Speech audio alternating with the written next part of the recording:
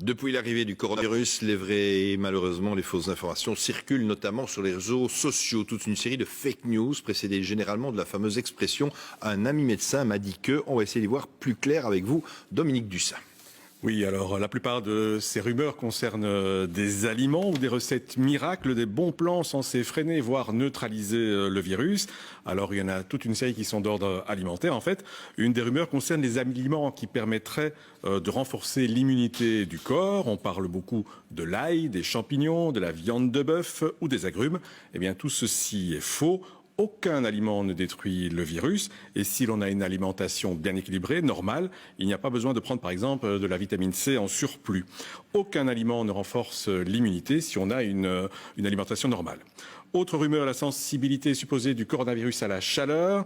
Alors celle-ci serait censée le détruire et donc boire des boissons très chaudes comme du thé brûlant ou du café brûlant permettrait de tuer le virus dans la gorge. C'est évidemment faux. On peut éventuellement se brûler mais guère plus.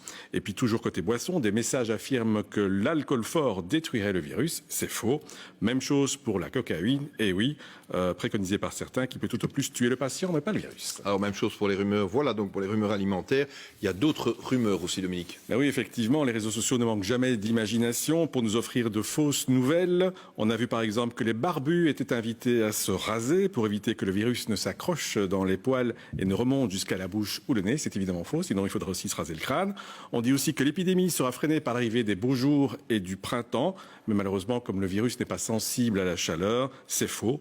Autre fausse information, celle qui prétend qu'une longue exposition au soleil détruirait le coronavirus. Cela dit, les spécialistes nous indiquent qu'il ne faut pas négliger l'effet placebo, à savoir l'effet du pouvoir du cerveau sur le corps.